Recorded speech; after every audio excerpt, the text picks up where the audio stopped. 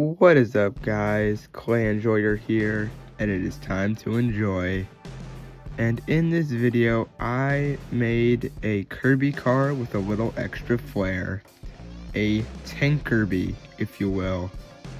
First, I will build up a thick rectangle of aluminum foil to make the body.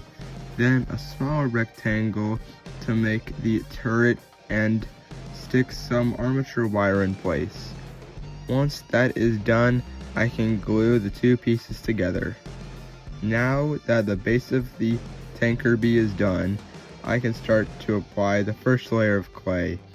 With that done, it gets baked, and now it's time to sand it to make it buttery smooth, to try and help remove imperfections.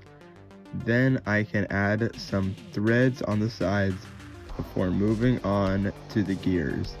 To make them, I start with a circle of clay, then poking dots in them to give them some fake rivets and details. Now the final part of the treads is to make the front and back treads before blending them in. Now, since the tank itself is almost done, I can add a thin, long strip of clay to act as Kirby's vacuum of a mouth. And because Kirby's mouth is covering most of the tank, it gives me less work to do, which is always nice.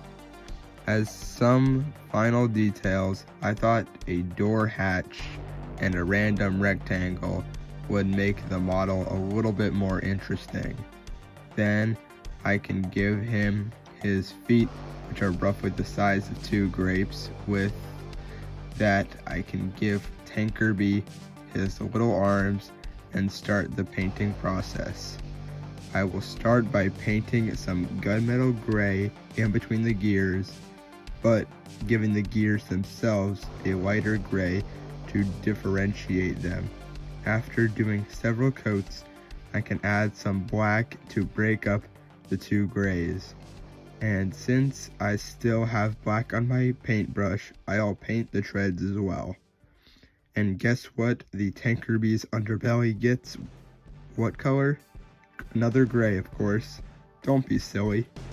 Then I can paint this random rectangle as well, before finally moving on to paint the TANKIRBY his probably patented bright pink. Always make sure to double or triple layer with pink, because it is a pain in the ass to paint with. Then I can paint his shoes a nice Kirby shoe red and move on to the eyes, which start out as black bits before then adding some dark and light blue highlights. And with the shaky hands of a 15-year-old diabetic, the eyes don't look so good, but good enough. Finally, for the finishing touches, I can give TANKIRBY his blushing cheeks. Now it is time to build a base. I was thinking, what is the best scene for TANKIRBY? A war zone, obviously. My TANKIRBY is going to seem like it is rumbling through a destroyed city. To start with, I am cutting some sandpaper to make it look like asphalt. Then I can glue it in place. Using some dirty brown water, I will give the base a little bit of disgusting and dirtiness. Then I can add some chunks of painted clay and armature wire to make some debris. As one of the final steps, I can spray some watered down brown paint to make it seem extra dirty. For whatever reason, this made no, and quite literally no difference in the final piece. Finally, I can paint on the sides with black and add in some fake plastic glass as some more debris. Then put TANKIRBY in place, and it's time for the reveal.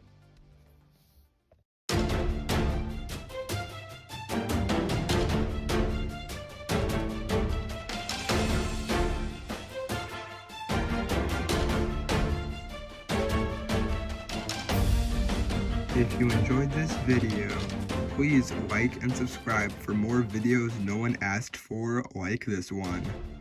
Thanks for watching. Bye.